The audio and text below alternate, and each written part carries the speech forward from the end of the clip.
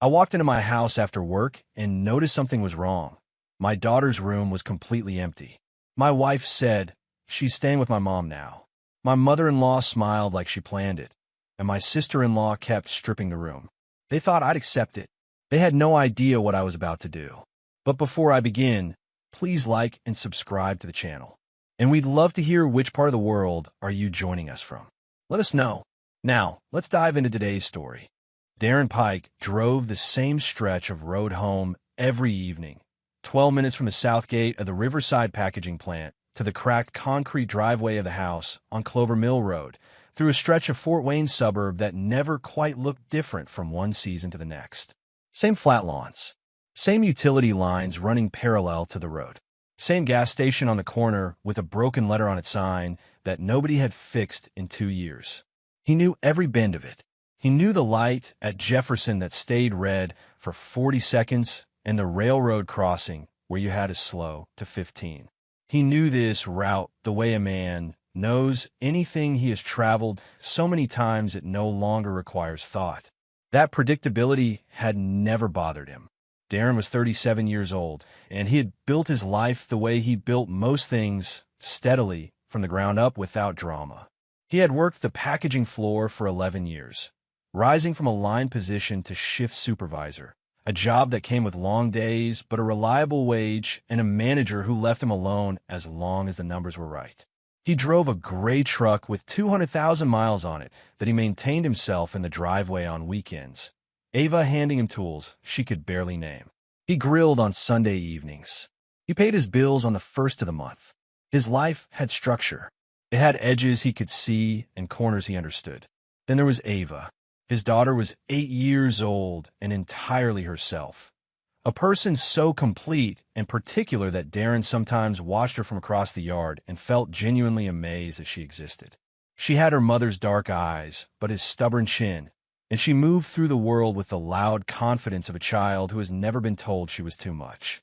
Her stuffed rabbit, a gray and well-worn thing she named Biscuit, lived on the left side of her pillow every night without exception.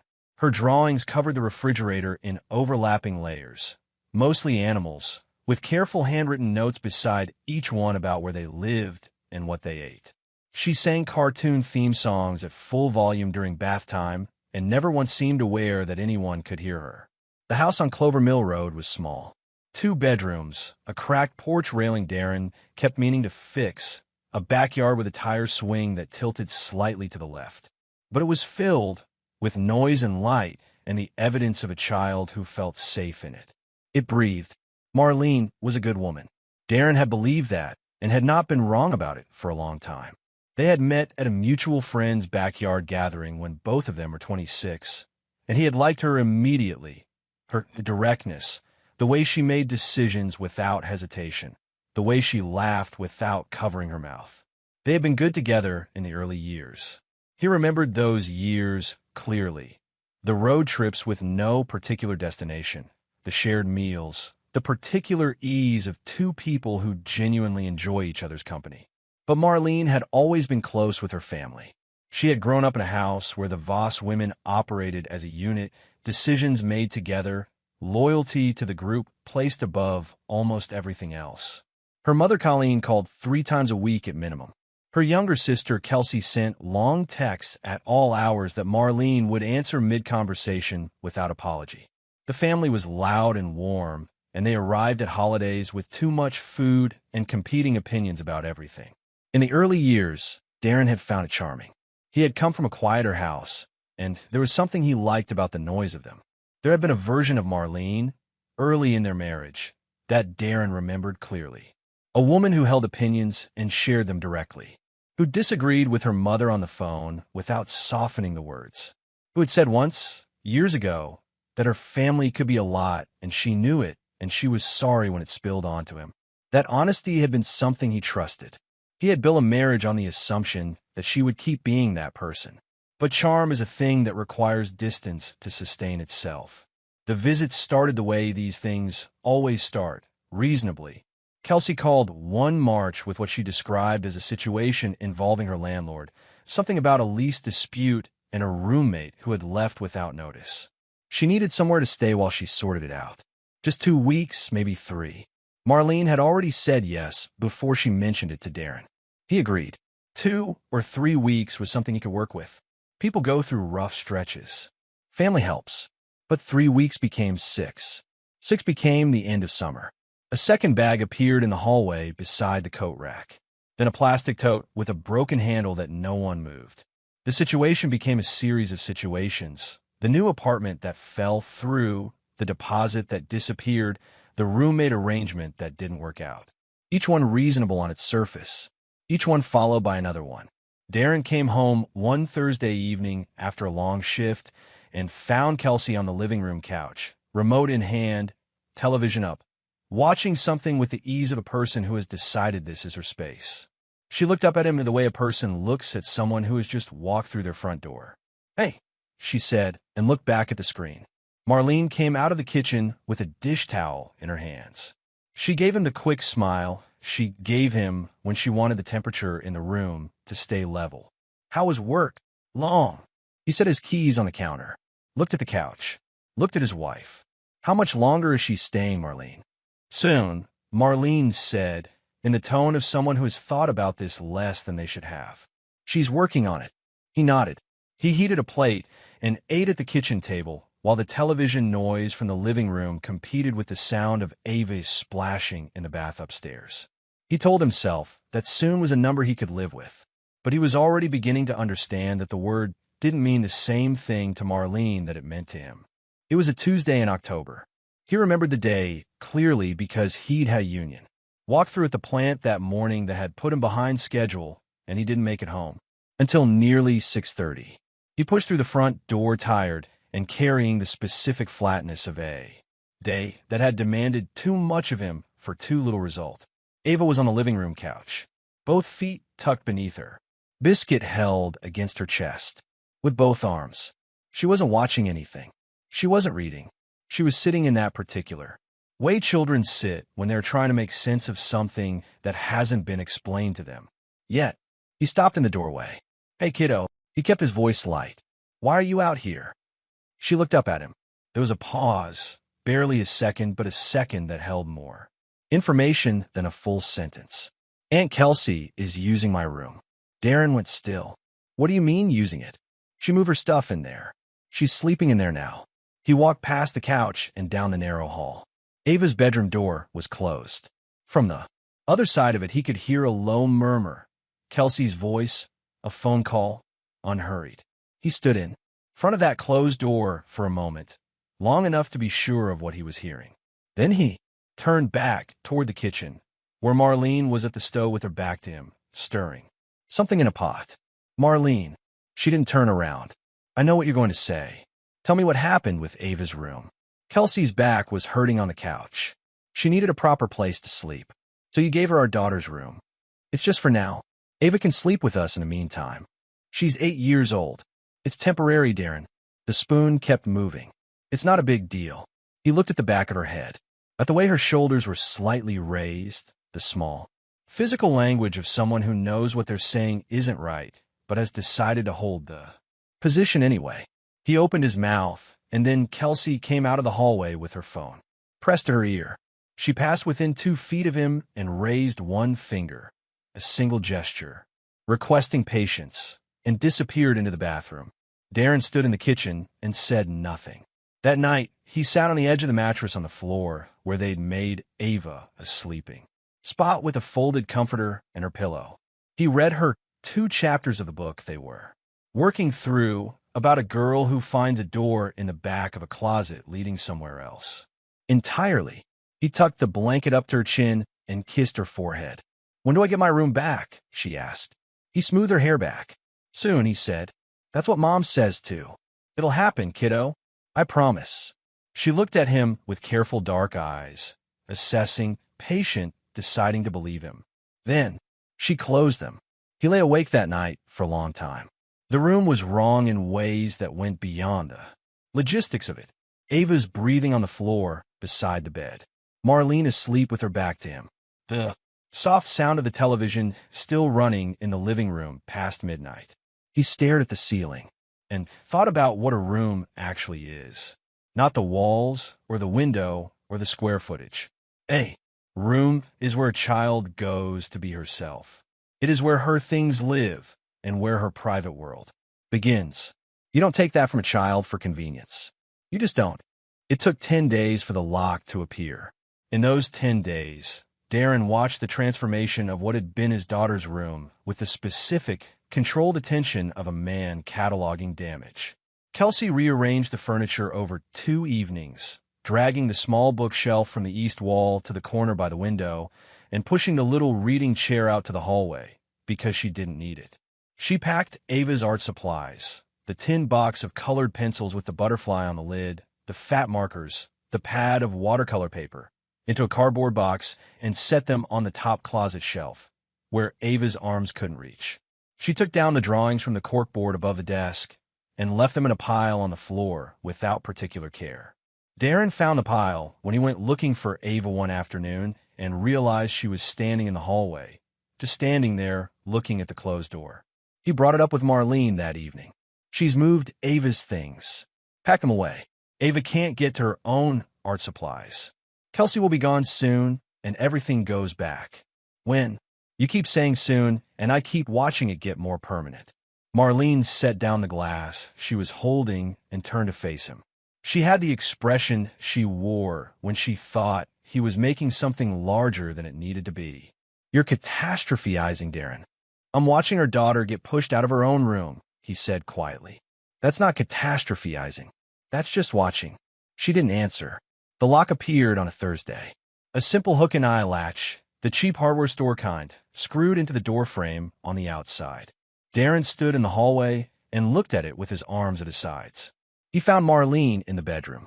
There's a lock on the outside of Ava's door. Marlene looked up from her phone. She just wants some privacy. It's a lock on the outside. It keeps Ava out. It keeps her daughter out of her own room, so Ava doesn't wander in and bother her. That is Ava's room, he said.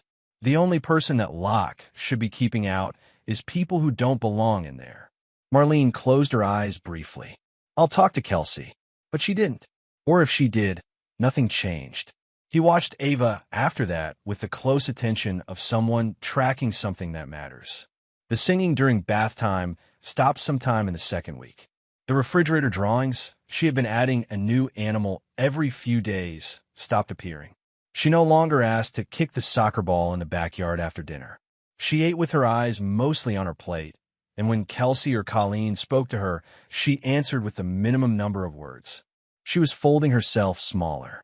A child learns to take up less space when less space is what she has been given. One night, Darren was passing the bedroom when he heard it. Just a soft sound, barely audible through the door. He pushed it open quietly. Ava was lying on her side on the folded comforter, facing the wall. Her shoulders rose and fell with slow, careful breaths. She was trying to cry without being heard.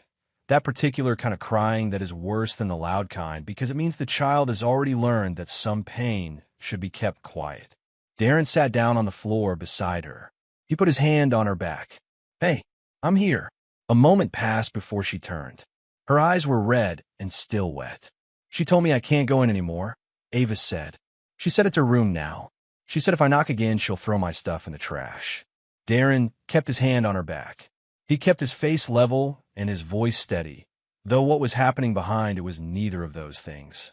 That room is yours. Everything she told you is wrong. She has a lock. I know. Ava looked at him. There was something in her expression that went beyond confusion, beyond simple hurt. It was the look of a child who is beginning to understand that adults can fail the basic job of protecting them. That the people who are supposed to fix things can choose, instead, to allow them. Why does a mom make her stop? She asked. He did not have an answer for that. Not one that would have helped. I'm going to fix this, he told her. Okay, I'm going to fix this. She nodded. She pressed closer to him, and he stayed on the floor beside her until her breathing steadied and slowed into sleep. Sitting there in the dark with his daughter's warmth against his side, Darren felt something settle inside him. Not the hot, immediate version of anger that rises and passes. Something colder and more durable. A decision that didn't need a name, just a direction. He had been patient. He had told himself the situation would resolve. He had trusted that Marlene would see what was in front of her and choose the right thing. He had been wrong about that. And now he understood, with absolute clarity, that no one in this house was going to fix things except him. Colleen arrived on a Friday evening with 2 suitcases, a large cardboard box of kitchen items she said she might as well bring, and the energy of someone who believes they are arriving not as a guest, but as a correction. She moved through the front door of the house on Clover Mill Road with the practiced ease of a woman who has walked into other people's spaces her entire life and never once considered that her presence might not be an improvement. Darren had known it was coming. Marlene had mentioned it earlier that week in the offhand way. She had begun to deliver information she knew he wouldn't like, briefly, without eye contact, framing it as a settled fact rather than something that could still be reconsidered. Her mother was going through a difficult stretch. She needed a change of scenery. It would only be for a little while. Darren had said nothing. He was learning the particular discipline of saying nothing when there was nothing useful left to say. Colleen was in her early 60s, a compact woman with close-cut gray hair and a voice calibrated about 20% louder than whatever room she was in. She had opinions about everything and an inability to hold them back. Within the first hour of her arrival, she had rearranged the spice rack from Marlene's alphabetical order into what she called logical groupings, surveyed the living room furniture, and announced the couch should face a different wall, and come out to the back porch where Darren was standing with a cup of coffee to tell him that the grill was rusting. He looked at her, then at the grill, then back at her. "Evening," he said. She nodded once, as if making a point, and went back inside. With Colleen and Kelsey both occupying the house, a new system of authority installed itself over the following days. It hadn't been planned.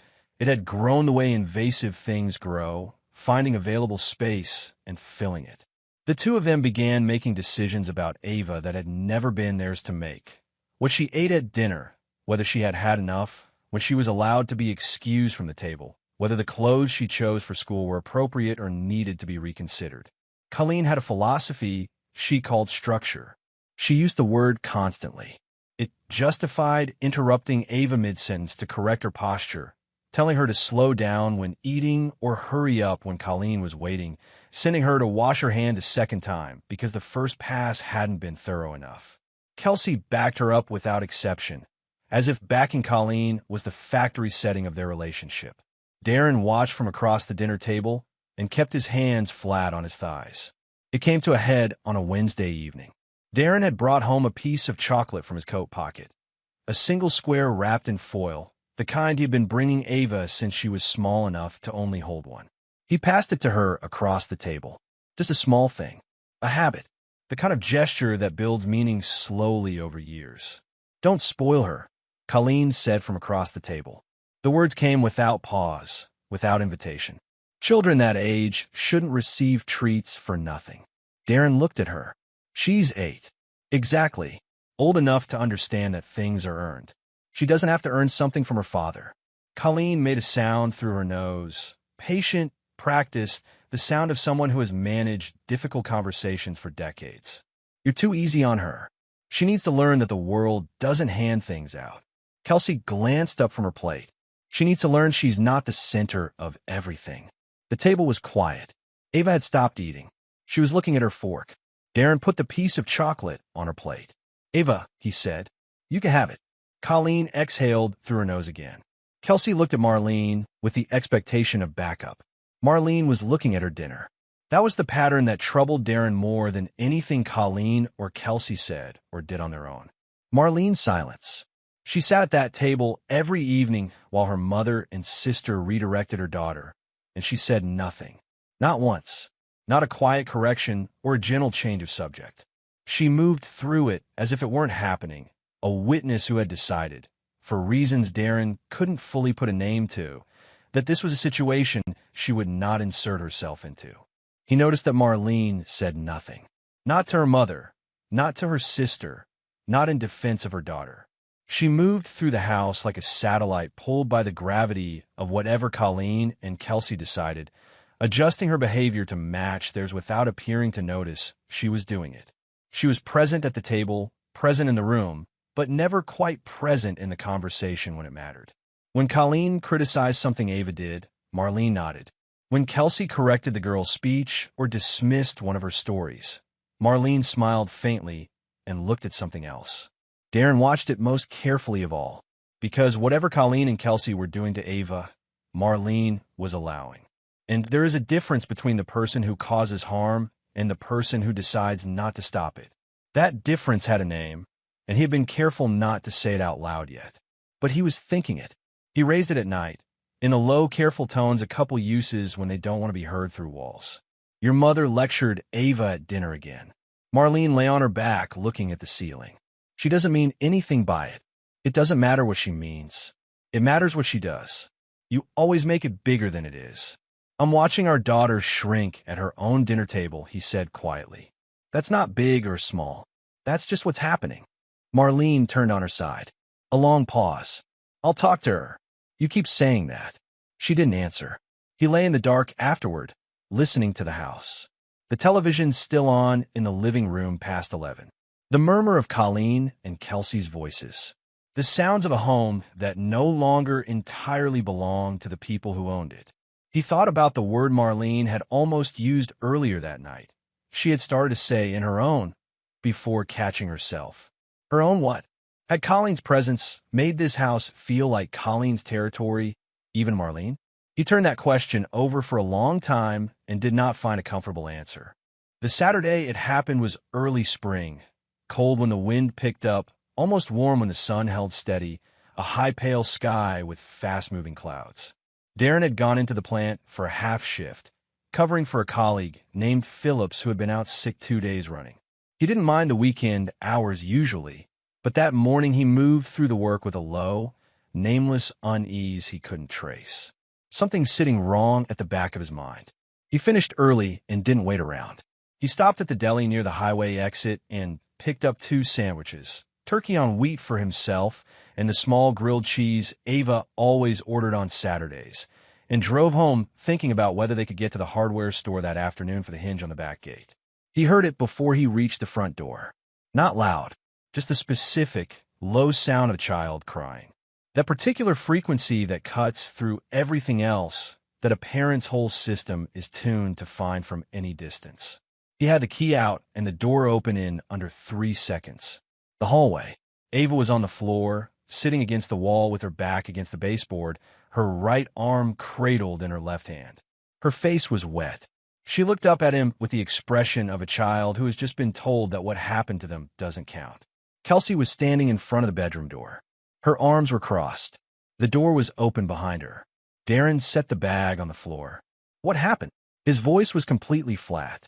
I told her not to come in, Kelsey said. She doesn't listen. He moved past Kelsey and crouched in front of Ava. He set his hand gently on her knee. Hey, look at me. She looked up. Where does it hurt? She held out her right arm. There was a red mark running from just below her elbow toward her wrist, raw and bright against her skin, impact skin, the kind that comes from a body hitting a hard edge.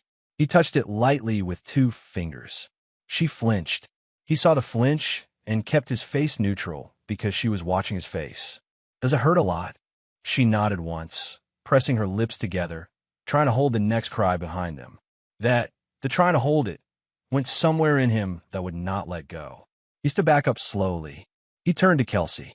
She was still in the doorway, still with her arms crossed. She had the specific look of someone who has done nothing wrong and is mildly inconvenienced at being asked to explain themselves. You pushed her, he said. I moved her out of my doorway. She fell because she grabbed the frame. She's 8 years old. This is her room. It's not her room, said with the flat certainty of someone stating a fact about the weather. She knows that. She just wouldn't stay out. He looked past Kelsey then, because he heard movement at the far end of the hall. Marlene was standing at the kitchen doorway. She had a dish towel in both hands. She had been standing there long enough to have seen what she was seeing. She was looking at Ava on the floor.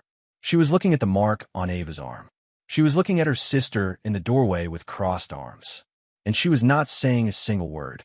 That image, Marlene standing in the kitchen doorway with that dish towel, looking and not moving, would stay with Darren longer than anything else from that day. Longer than the mark on Ava's arm. Longer than Kelsey's crossed arms. It was the clearest thing that happened in that house in months, and it was made entirely of silence. He picked Ava up off the floor. She put both arms around his neck and pressed her face into his shoulder, and he carried her to the kitchen and set her at the table. He ran cold water over a cloth and held it against her arm, gently, steadily. He kept his voice low. "You're okay," he said. "I've got you." She held on with both arms and didn't let go for a long time. He sat with Ava for 10 minutes. He unwrapped the sandwiches and set hers in front of her and got her a glass of juice and told her to eat. She was still sniffling, but she picked up the sandwich. That was enough to tell him she was going to be all right. Children are resilient in ways that are both comforting and heartbreaking. He told her he'd be right back. He walked down the hallway to the open bedroom door. Kelsey had retreated inside. She was sitting on the edge of the bed, on Ava's star comforter, now buried under Kelsey's things, scrolling on her phone with her thumb. The leisure of someone waiting for a situation to resolve itself without their participation. She looked up when he appeared in the doorway. "That room is Ava's," he said. His voice was level, completely level. "You put your hands on my daughter." "I moved her out of my doorway," Kelsey said. "She fell because she grabbed the frame on the way out. There's a mark on her arm. Kids get marks. You are not going to tell me about my daughter's body." Still level, still quiet. "Pack your things. You need to leave this house." She stared at him. "You're joking." "I'm not. You can't throw me out of Marlene's house. This is my house. You put your hands on my child. Collect your things and go." He walked back to the front door and opened it. He stood beside it without moving. He did not slam it or gesture theatrically. He simply stood beside an open door, indicating a direction. Kelsey came down the hallway and stopped when she saw him. Her jaw shifted. "You are completely unbelievable. Get out. You always overreact. That's your whole thing, Darren. You always make everything a crisis." He said nothing. He did not move. Then Colleen appeared from the living room. She had been close enough to hear all of it and had decided the moment had arrived for her involvement. Her expression was the one she wore when she had concluded something was her business. "You do not speak to family that way," she said, with the authority of a person who has issued this correction many times before. Darren turned to look at her. He kept his voice at the same level it had been for the last several minutes.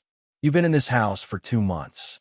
You've been telling my daughter when to eat and how to sit and what she's allowed to have from her own father. You watched your granddaughter get put out of her bedroom and said nothing. And today, Kelsey pushed her to the floor." "I did no such out," he said, and pointed to the door. "Both of you." The voices went up then. Colleen's carried the particular outrage of someone who had never in their adult life been told to leave a room. She spoke about family, about what family meant, about how you didn't put family out, about how Darren had never understood the first thing about any of it. Kelsey added her own current, cutting in and out at different angles, using words that were meant to land. Darren heard all of it. He let it pass through him without catching. Then Marlene came out from the kitchen. "Darren." Her voice was tight. "Please stop. Just please." He looked at her. He did not speak right away.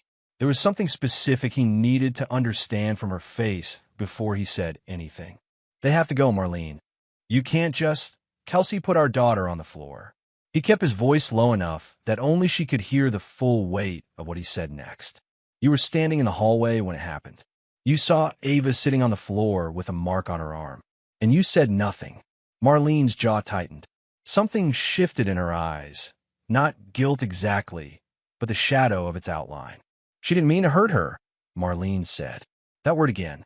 "Accident," he said quietly. Is that your position? That your sister pushing your daughter was an accident?" Marlene looked at the floor between them. "If that's how you see this," Darren said, "then you need to decide which side of this door you're on. Kelsey and your mother are leaving. The only question is whether you're staying here with your daughter." The hallway held its breath. Colleen made a sound. Kelsey said his name in a tone designed to intimidate. Neither of those things mattered. The only thing that mattered was Marlene. He watched her. He watched the calculation happening behind her eyes, could see it moving there, the weighing of options, the arithmetic of costs.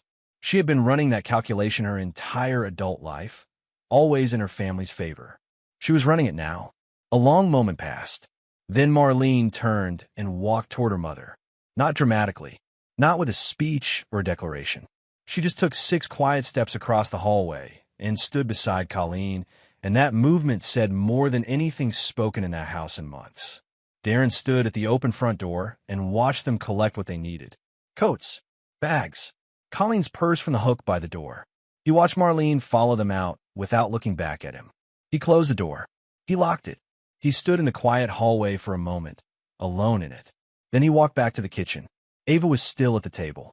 She had finished most of her sandwich. She was watching him with serious, careful eyes that looked older than 8. "Is everything okay?" she asked. He sat down across from her. He reached across the table and covered her small hand with his. "It's going to be," he said. And for the first time in a long time, he meant it completely. Patricia Gould had her office on the 4th floor of a downtown building that smelled of old carpet and dry-cleaned suits. She ran it with the efficiency of someone who had spent 30 years watching people make the wrong decisions under pressure and had learned to speak in direct, unornamental sentences because of it. She had met with Darren 3 times before the first hearing.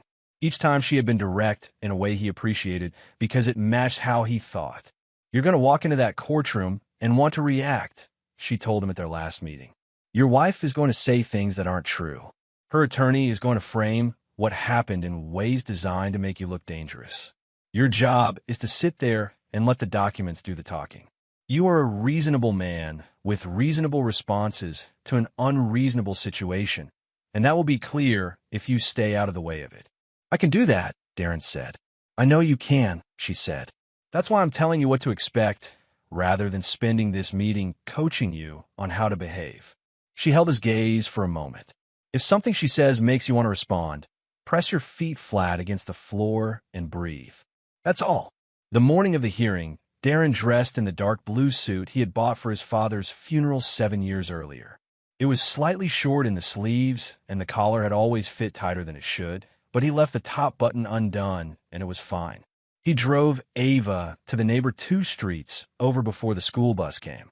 He told Ava it was a work meeting, which was not far enough from the truth to count as a lie.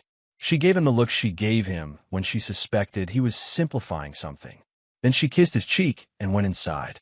The morning of the hearing, Darren dressed in the dark blue suit he had bought for his father's funeral 7 years earlier.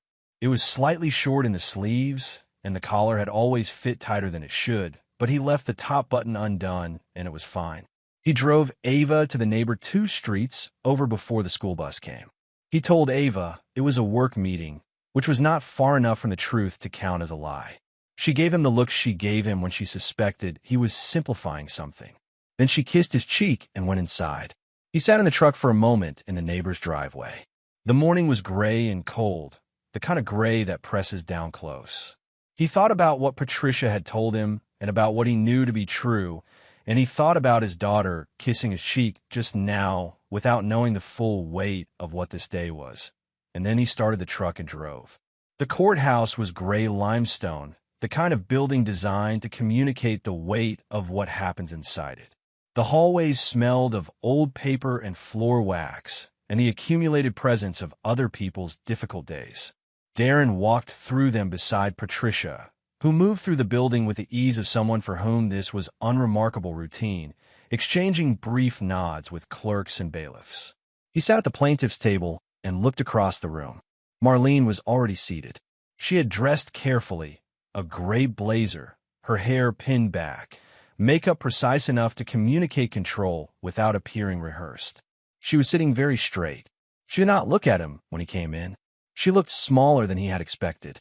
He had anticipated the version of her he had last seen walking out of the house on Clover Mill Road, certain, moving, in motion. What he saw instead was something more contained. She had prepared a story for today. Whatever she had told herself in the weeks between then and now, she had organized it into a version she intended to tell. Marlene's attorney, a man named Forsyth with a gray pocket square and a habit of pausing mid-sentence as if adding weight to his own words, opened by characterizing Darren as a volatile and controlling presence in the marital home. He used the word aggressive 3 times in the first 5 minutes. He described the evening Darren had asked Kelsey and Colleen to leave as a threatening display that placed both mother and child in immediate fear. He suggested that Ava's welfare was not secure in Darren's care. Darren pressed his feet flat against the floor beneath the table and breathed. The judge that morning was the Honorable Arthur Webb, a heavy-set man in his mid-60s who moved his pen across his documents with the unhurried attention of someone who charges his concentration carefully. He listened to Forsythe's opening without visible expression. He wrote several things down. Then Forsythe said it.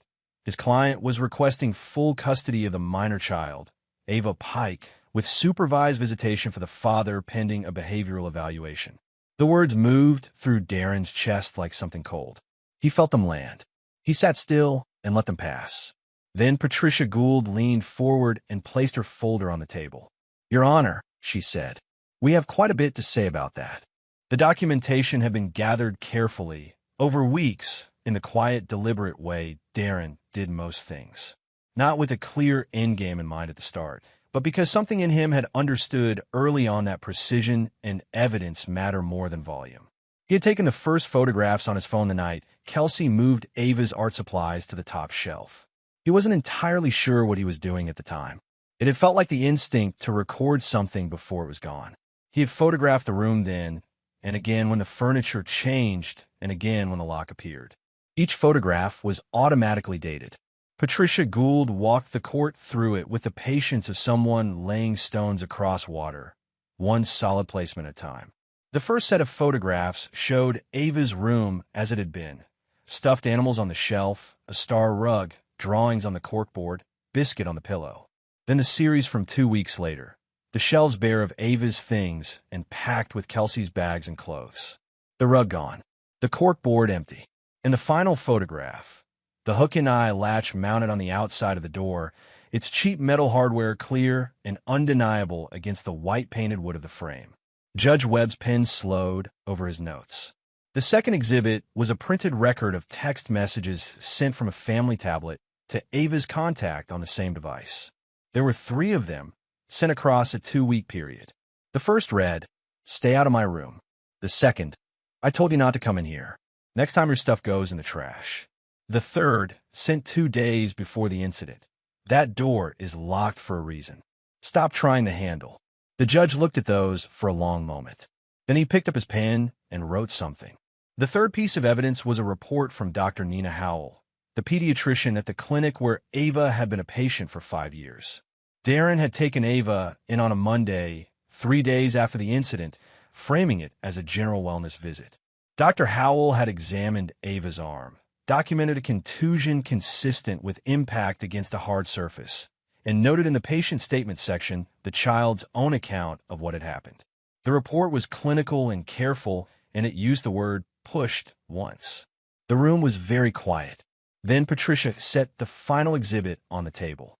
She allowed a moment of silence before speaking. "Your Honor, the minor child provided a recorded statement to a family welfare counselor 10 days ago. With the court's permission, a small speaker was placed on the table. Someone pressed play. Ava's voice in that courtroom was small and perfectly clear. Darren had heard that voice every day for 8 years. He knew its rhythms, its pauses, the specific way it went slightly higher when she was uncertain. He pressed his feet flat against the floor. The recording had been made in a welfare counselor's office with a soft chair and a box of crayons on the side table. A gentle woman who asked questions the way good counselors ask children questions, slowly, without pressure, without suggesting any particular answer. "Can you tell me what happened to your arm?" the counselor asked. "She grabbed me and pushed me," Ava said in the recording. "I fell against the door frame." "Did that hurt?" "Yes." "Was anyone else there when it happened?" "My mom was in the hallway." "What did your mom do?" A pause, longer than the others. The particular silence of a child deciding whether to say the true thing. "She didn't come," Ava said. "She just stood there." The speaker was turned off. The courtroom remained completely still for a moment. Darren stared at his hands flat on the table. He did not let his expression change, but something along his jaw tightened once involuntarily, and it took him a full breath to release it. Across the room, the careful, composed look Marlene had carried in that morning had cracked along one edge. Not dramatically, not with visible distress. Just a single visible shift the expression of someone whose prepared story has met the story that evidence tells, and discovered the two are not the same. Her attorney leaned over and spoke to her quietly. She looked down at the table. Judge Webb removed his glasses, cleaned them deliberately with the cloth from his breast pocket, and put them back on. He looked at the documents before him for a measured time. Then he looked up at the courtroom. He had heard what he needed to hear. Judge Webb did not rush. He went back through the evidence himself, asking Patricia Gould and Forsyth several clarifying questions, reviewing the documentation in his own time. He asked whether the text messages had been sent from a device registered to the household. He asked whether the child's mother had been made aware of their content. He read the pediatric report a second time and asked about the timeline between the injury and Dr. Howell's examination. Colleen was in the gallery, 2 rows behind Marlene's side. She had chosen her seat with the focused attention of someone who expects her proximity to matter. When the judge reviewed a section of Patricia's summary that described the minor child as having been systematically displaced from her own bedroom by an unauthorized occupant, Colleen leaned forward. That is not an accurate description of. Judge Webb looked up from his papers. He did not raise his voice. "Ma'am," he said, "you are seated in the gallery of an active proceeding. You have not been called as a witness. You are not a party to this case. If you speak again without invitation, you will be removed from this courtroom. I will not repeat that." The gallery went completely still. Colleen sat back. Her face held the particular expression of someone to whom this kind of thing has genuinely never happened before. When Judge Webb spoke at length, it was in the measured, careful cadence of a man who understood the weight of the words he was choosing. He said that the evidence before the court told a story that was troubling not in its complexity, but in its simplicity. An unauthorized adult had been allowed to displace a minor child from her own bedroom. That same adult had communicated to the child in writing that she had no right to her own space. And that adult had ultimately used physical force against the child, resulting in a documented injury. He said that the mother's failure to intervene, documented both in the child's own recorded words and in the absence of any protective action following the injury, was a matter the court viewed with serious concern. The court finds, he said, that the respondent failed in her fundamental responsibility to protect her child's safety and well-being within the marital home. Primary physical custody of the minor child, Ava Pike, is awarded to the petitioner, Darren Pike, effective immediately. The respondent will have scheduled visitation, the terms of which will be determined at a subsequent hearing pending a welfare evaluation. Marlene said something, very quietly. The word what? Her attorney's hand was immediately on her arm. "Mrs. Pike," Judge Webb said, looking at her directly, "the court has reviewed all available evidence and heard from both parties. This is not a close decision." Her expression did not collapse. She was not someone who fell apart in public. But the story she had walked into that courtroom with was no longer intact, and it showed in the set of her mouth and the downward shift of her eyes. Patricia Gould placed her hand briefly on Darren's forearm after the gavel came down. "Well done," she said simply. He nodded. He sat for a moment before standing, letting the weight of what had just been decided settle properly. For him, and more importantly, for Ava. He looked across the room at Marlene one time. She was listening to her attorney with her head slightly down. She looked like someone who had arrived somewhere they had not planned to arrive. He felt no satisfaction in that. He felt no pity, either. He felt the clear, settled recognition of a thing being exactly what it was. He picked up his folder. He stood. He walked out. He picked up his folder. He stood. He walked out. In the hallway outside the courtroom, the noise of the building returned. Footsteps, a distant phone, someone speaking at a clerk's window down the corridor. Darren walked through it without stopping. He had expected to feel more in this moment. Some release, some surge of something. What he felt instead was very quiet and very steady. Like the moment after a long piece of work is finally done and what remains is just the work itself, solid and complete. The sky outside was overcast, the air still holding the last cold edge of late winter. He stood on the courthouse steps and breathed it in.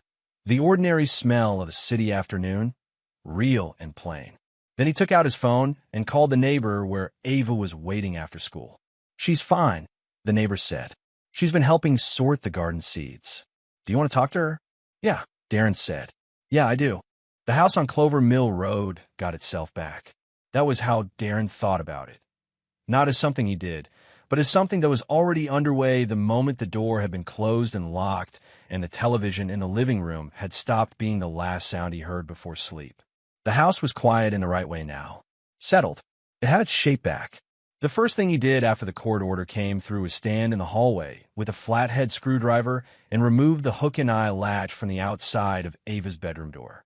He unscrewed the mounting plates from the doorframe, dropped the entire assembly into the kitchen trash can, and stood there for a moment in the hallway listening to the house around him. The screw holes were barely visible. He'd putty them later. He pushed the door open and stood in the doorway. The room had been stripped of itself. Kelsey had taken her things when she left, but what remained was a space that had been lived in by the wrong person. Rearranged, impersonal, smelling faintly of someone else's habits. The star rug was gone. The corkboard was bare. The shelves had been cleared and not restocked. He heard footsteps behind him. Ava came and stood in the doorway beside him, looking into her room with that careful, considering gaze she gave to things she was deciding about. They stood together in the doorway for a moment, father and daughter, looking at the same space and both understanding what it needed. We could do whatever you want with it, Darren said. Whatever you want it to look like. Ava looked around slowly. Can we paint it? What color? She thought. Yellow, but soft. Not too bright. We could do soft yellow. She turned to look at him with the first fully bright expression he had seen on her face in weeks. Can we go get the paint today? They went that Saturday morning, just the two of them, the gray truck pulling into the hardware store lot before 9. Ava moved through the paint aisle with the seriousness of someone making a real decision. She held swatches against her arm to judge them in the store light. She rejected 2 yellows as too sharp and 1 as too green before finding the right one. A warm, muted tone the label called morning mist that looked, against the white shelf, like the color of something just beginning. She put in the card. They spent the afternoon on the room. Darren taped the baseboards while Ava organized the new shelf brackets, trying each one in position before settling on the arrangement she wanted. They painted with the radio on low, Ava handling the roller on the lower sections, Darren cutting in along the ceiling and trim. She narrated her opinions on the progress as they worked. Which wall was looking best, which section needed a second coat, whether the window wall might look slightly different from the others. He agreed more than he disagreed. By evening, the room smelled like paint and fresh starts. He put her books back on the shelves in whatever order she chose. The star rug had been packed in a box in the garage, somehow surviving the whole thing, and he found it and brought it back. Biscuit returned to the left side of the pillow. She put a new drawing on the corkboard, a detailed red fox with notes beside it about what foxes ate in winter, and stood back to look at it with visible satisfaction. Better, she said. Much better, he agreed. Life returned to its rhythms. The same morning schedule. Homework at the kitchen table. Soccer practice on Tuesdays. Hardware store on Saturdays. Sunday grilling when the weather held. He fixed the back gate hinge. He fixed the cracked porch railing he'd been putting off for 2 years. He went at the tire swing on a quiet Sunday afternoon, adjusting the hang angle that had always tilted it slightly left. Ava came out from the porch while he was working, holding an apple with both hands. You need to go more to the right, she said. I've got it. He worked for another minute. She watched. Still crooked, she said. He stepped back and looked at the swing. He looked at the angle of the rope against the branch. He pressed his lips together. A little, he admitted. She grinned, the full, unguarded grin, and he pulled her into a sideways hug with one arm, and she leaned into it and laughed, and the sound went out into the afternoon yard and stayed there. He thought, in that moment, about how easily that sound could have been taken from him. How close things had come to a version of this story where Ava woke up somewhere else, laughed somewhere he couldn't hear it. The thought didn't land with panic. It landed with something heavier and slower, a deep, clear understanding of what had been at stake and what he had done to protect it. He didn't stay in it long. There was dinner to make and homework to check and Tuesday practice to plan for. He got back to it. One evening some weeks later, Ava came looking for him in the kitchen after dinner, still in her school clothes, biscuit tucked under one arm out of old habit. She crossed the kitchen and put both arms around him. Not the passing, distracted hug of a child already moving toward the next thing. A real one, the kind where she pressed her face against his side and held on. "Thank you," she said into his shirt. "For what, kiddo?" She was quiet for a moment. "For not letting them take my room," she said. "And for everything after." He put both arms around her. He held on. He didn't try to find the right sentence for what moved through him because there wasn't one, and because the moment didn't need words. It only needed what it already had.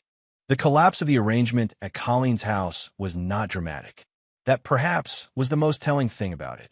Marlene, Colleen, and Kelsey moved into Colleen's house in the subdivision on Fort Wayne's west side after the departure from Clover Mill Road. For a while, by what Darren understood from things Ava mentioned without being asked, the three of them maintained the collective certainty of people who believe they have been wronged by someone else. That kind of certainty requires an external cause to stay unified. Without Darren's house as territory and his resistance as opposition, the dynamics that had held them together began to do what unsupported structures do. Colleen had always had opinions. Without Darren and his household as a shared project, those opinions turned inward. She had views about Kelsey's life choices. She had views about how Marlene was handling the custody situation and its aftermath. She had views about the timeline, the decisions, the future. She expressed them freely, as she always had, except now the audience was smaller and the exit options were fewer. Kelsey, for her part, had never been good at receiving criticism from anyone, including her mother. The small house with its three strong-willed personalities began to fill with a different kind of tension. The friction of people who had been held together by external pressure and who discovered, once that pressure was gone, that they did not actually get along the way they had believed. Darren heard some of this from Ava, who spent weekend visits there, and told him what she saw honestly, the way children report information when they trust the person receiving it. He never asked her to tell him anything. He never framed her observations as anything other than what they were, a child describing her weekend. What she described, over the first several months, was a tense house. Arguments she didn't always understand. Kelsey and Colleen going days without speaking after bad ones. Marlene mostly staying in her room. Kelsey moved out in the fall. Ava mentioned it on a Sunday evening with the same matter-of-fact tone she used for most observations. Aunt Kelsey left. She got an apartment somewhere. She didn't say goodbye to anyone. After that, it was just Marlene and Colleen. And Colleen, without her daughter as an ally, was a different kind of presence. More concentrated. The opinions that had previously been directed outward turned fully inward. And the two women who remained circled each other in a house that had never had quite enough room for both of them. Ava mentioned once that her mother had started taking long evening walks, sometimes not returning until after dinner. Darren understood that. Sometimes a long walk is the only available option. What he noticed on the visitation handoffs, the brief overlaps at the door, the occasional school event, was that Marlene was trying. She was present with Ava, on time, engaged. Whatever else had fallen away, she was not choosing to lose her daughter, and he registered that without comment. He kept the handoffs neutral. He kept his voice minimal and his face professional. He did not create conflict, and he did not invite familiarity. But he saw it sometimes. A particular look in Marlene's expression in the moments after she had said goodbye to Ava and was turning back to her car. The look of someone sitting with consequences they have had a long time to examine and still cannot make peace with. The gap between who she had believed herself to be and what she had done in that hallway was a specific kind of distance, and Darren had lived long enough to know it didn't close easily or quickly. He did not take pleasure in it. That was true, and he checked it honestly. But he also did not pretend he didn't see it. What had happened had happened. Regret was real. It belonged entirely to the person carrying it. It was not a debt that someone else owed you the courtesy of receiving. The family she had chosen over her daughter had dissolved under its own weight. The things she had protected had not protected her back. That was the sum of it. Life had a precision about these things that no one plans for. There were people who suggested, in the year that followed, that Darren might eventually soften his position. His colleague Hammond at the plant said it one afternoon over lunch, not unkindly, in the easy way of a man who believes time dissolves most things. She's still Ava's mom, Hammond said. Worth keeping some kind of door open.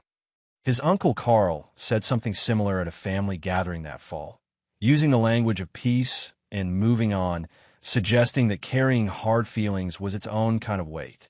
Let it go, Carl said. For your own sake. Even Patricia Gould mentioned, at their final meeting, that outcomes like this one had a tendency to complicate over time. People change, she said simply. Worth keeping in mind. Darren listened to all of them. He appreciated the care behind the words, even when the words were slightly off the mark. But there was something all of them were, in their different ways, asking him to forget. Not simply to stop dwelling on it. Not to forgive in the practical sense of ceasing to be consumed by it. They were asking him to pretend that what had happened in that hallway had not revealed something real about Marlene. That her silence had been an accident. That the walk toward her mother's side had been a momentary lapse rather than a fully conscious choice made with complete knowledge of what she was choosing. He had examined that moment enough times to know what it was. He was not angry. He checked that regularly, in the quiet evenings when Ava was asleep and the house had that particular settled quality of a day ending well. He did not feel the corrosive, burning version of hurt that requires constant feeding and damages everything around it. What he felt was something different, a settled, clear knowledge of who Marlene had shown herself to be when it actually counted. The kind of knowledge that doesn't arrive with drama. It just arrives, and it changes what you can trust someone with. That was not punishment. That was not bitterness. It was the reasonable consequence of evidence. He rebuilt the routines of his home the way he rebuilt anything after a disruption, starting with what mattered most and working outward. Breakfast at the same time. Homework at the kitchen table. Soccer on Tuesdays. Hardware store on Saturday mornings. Ava almost always coming along because she liked choosing parts even when she had no idea what they were for. He puttied the screw holes in her door frame until they were smooth and invisible. He fixed the porch railing. He leveled the tire swing until even Ava agreed it was straight, which was not a concession she made easily. The house became what it had always been supposed to be, a place where the refrigerator held too many drawings, where the kitchen smelled like something cooking on a Sunday, where a child felt safe enough to be loud. That seemed like a small thing until Darren thought about how close he had come to losing it, and then it didn't seem small at all. It seemed like the only thing. Ava grew. The songs came back during bath time, different songs now, from a show at school, same volume as always. The refrigerator filled with new drawings. The animal portraits became more detailed and meticulous, each one with careful research notes, because Ava had decided she was interested in wildlife biology as a career and was treating this interest with the seriousness it deserved. She made a close friend named Iris, and they developed a flashlight signal system across the backyard fence that communicated things Darren was probably not meant to fully understand.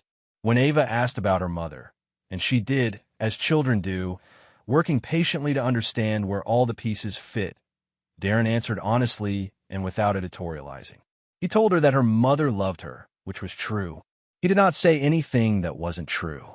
He never spoke badly about Marlene in front of Ava. Not once, because he believed that was a relationship Ava had the right to build and navigate on her own terms. That was not his to influence. But he also did not pretend that things were other than they were. He did not dress the truth in softer language to make it easier to carry. He believed his daughter deserved to grow up knowing that truth was worth protecting even when it was uncomfortable. That real love shows up in action. That silence in a hallway when someone needed you is itself a statement. Some of that was too much for her now. She would grow into it. He would be there when she did. Darren never reached out to Marlene. Not once. Not to smooth things over. Not to offer the kind of tentative reconciliation that people attempt when they can't sit with the rawness of a clean break. What had happened had happened. The moment in the hallway had been real. The choice she had made had been deliberate. He had watched it in real time. Some things, when you see them clearly, cannot be unseen. That was not a wall built in anger. It was a line drawn in full understanding of what it marked and what it was protecting. The house on Clover Mill Road with its fresh yellow paint and its reorganized shelves and its fixed railings and its level tire swing was not a monument to anything. It was just a home, a real one. One with edges he could see and corners he understood. One where the sound of his daughter singing badly in the bath at full volume was the most important sound in it. He had drawn the line. He had made sure no one crossed it again. And in the quiet, ordinary, daily work of that, the breakfast at the same time, the homework at the table, the hardware store on Saturday mornings, he had exactly the life he had fought for, which was the only life that had ever mattered.